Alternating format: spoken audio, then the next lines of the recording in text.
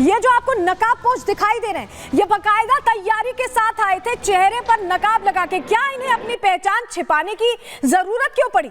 ये तैयारी थी जिससे ये पकड़े ना जा सके। हाथों में इनके पत्थर थे, वो तस्वीर भी हम आपको दिखा रहे हैं हाईलाइट करके। और देखिए इशारा कैसा कर रहे हैं। ये जो इशारा आप देख रहे हैं, इस इशारे का अर्थ आप क्या निकालेंगे? यही बोल रहे हैं ना कि काट देंगे। वैसा ही इशारा यहाँ पर किया जा रहा था और ये उपद्रव की तैयारी ही नजर आ रही है, क्योंकि अगर आप नकाब लगा कर निकले, आपके हाथ में पत्थर हैं, आप काट देने का इशारा कर रहे हैं, तो आपका इशारा बता रहा है। आप भी अगर ये इशारा देखें तो आप क्या समझेंगे? चलिए जरा अगली तस्वीर दिखाते हैं, कैसे पुलिस पर टारगेटेड अटैक किया जा रहा था। ये तस्वीर देखकर आप समझेंगे। देखिए जिन गाड़ियों पर, पर्सनल गाड़ियां भी जो थी जिन पर पुलिस लिखा था, उन पर हमला हो रहा था। ये देखिए कैसे कैसे पत्थर जानबूझ के उछाल उछाल कर मारा जा रहा है। ये देखिए पूरी गाड़ी का जो विंडस्क्रीन है उसे पूरी तरह से तोड़ा गया है और बकायदा तैयारी के साथ तोड़ा गया है। तस्वीर हम आपको इसलिए दिखा रहे हैं क्योंकि आप ये तस्वीर देखेंगे तभी समझ पाएंगे कि पूरी कहानी क्या है। देखिए कैसे तोड़ा जा रहा है। और ये पुलिस की गाड़ी है, चाहे पुलिस की जीप हो या पुलिस की पर्सनल गाड़ी हो जिस पर पुलिस लिखा हो। पुलिस की गाड़ियों को कैसे निशाना बनाया जा रहा है, ये तस्वीर आपको दिखा इसलिए रहे हैं क्योंकि पूरी कहानी समझने के लिए एक और तस्वीर चलिए आपको दिखाते हैं। एक और तस्वीर आपको दिखाने जा रहे हैं जहां ये देखिए जहां वीडियो बन रहा था, कैमरे पर पत्थर मारे गए। ये देखिए, ये पहले तो उछाल के जो सीसीटीवी था उसको कैसे तोड़ा जा रहा है। देखिए ये आप देख रहे हैं, अटैक किया जा रहा है, बकायदा अटैक किया जा रहा है जिससे पहचान ना हो। पहले तो नकाब लगा कर आए कि नकाब लगा रहे और उसके बाद सीसीटीवी को नुकसान पहुंचाया जा रहा है, कैमरे पर पत्थर मारे जा रहे हैं, जो ड्रोन जा रहा है उस पर पत्थर मारे जा रहे हैं क्योंकि ये प्रशासन का ड्रोन है, इनकी कहीं पहचान ना हो जाए, इसकी टेंशन में पत्थरबाजों ने यह हमला किया। तो तस्वीर हमने आपको दिखा दी किस तरह का हो हंगामा हुआ है, लेकिन हैरानी की बात यह है कि विपक्ष के नेताओं को कोई भी दंगाई नजर ही नहीं आया। वो पुलिस पर ही बार बार कह रहे हैं कि कार्रवाई होनी चाहिए। किसी ने ये नहीं कहा कि दंगाइयों पर भी एक्शन जरूरी है। सबसे पहले राहुल गांधी को सुनिए, उनका कहना है कि प्रशासन द्वारा बिना सभी पक्षों को सुने असंवेदनशीलता से की गई कार्रवाई ने यहां माहौल और बिगाड़ दिया है। राहुल गांधी तो ये कह रहे हैं कि माहौल और बिगाड़ दिया गया है। अब अगली नेता उनकी बहन प्रियंका गांधी वाड्रा कह रही हैं कि प्रशासन ने जिस तरह से हड़बड़ी के साथ कार्रवाई की है, यह दिखाता है कि सरकार ने खुद माहौल खराब किया है, अपने भाई के नक्शे कदम पर चल रही हैं। अब जहां हिंदू मुस्लिम की बात हो रही हो, वहां असदुद्दीन ओवैसी ना आए, ऐसा कैसे हो सकता है? वो भी कूद पड़े मैदान में। उन्होंने कहा कि पुलिस द्वारा फायरिंग करने की हम कड़ी निंदा करते हैं। पुलिस की फायरिंग में 3 नौजवानों की मौत हुई है, पुलिस की कॉन्स्पिरेसी के तहत काम हुआ है। तस्वीर आप देख रहे थे ना, हमने आपको तस्वीर दिखाई, उसमें आपको कॉन्स्पिरेसी नजर आ रही थी कहीं? उसके अलावा जियाउर रहमान बर्क जो सांसद हैं उसी इलाके से, संभल से, उनका यह कहना है कि पुलिस की कॉन्स्पिरेसी के तहत काम हुआ है। सुर में सुर मिलाते आपको सभी ये नेता दिखाई दे जाएंगे। आप बयान सुनेंगे ऐसा लगेगा कि किसी ने स्क्रिप्ट लिखी उसे दोहराया जा रहा है।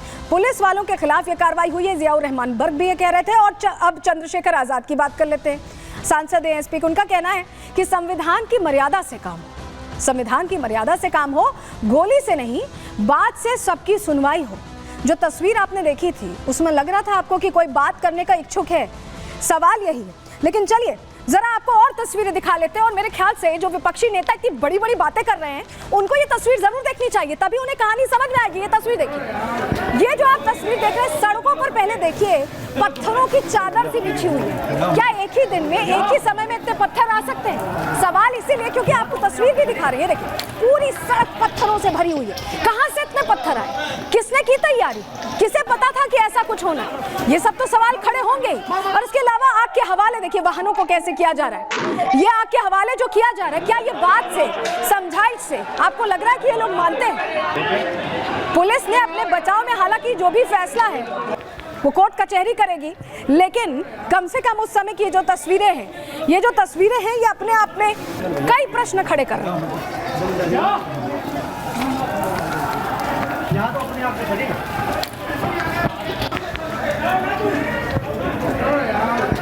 तो तस्वीर हमने आपको दिखाई कल की कि कैसे कार को आग के हवाले किया गया, बाकायदा पहचान की गई। क्या ये टारगेटेड अटैक्स थे? क्या ये जानबूझकर पुलिस और प्रशासन पर ही हमला किया जा रहा था? प्रश्न इसलिए हम पूछ रहे हैं क्योंकि ऐसा लगा कि संभल में पुलिस की मौजूदगी यहां लोगों को रास नहीं आई।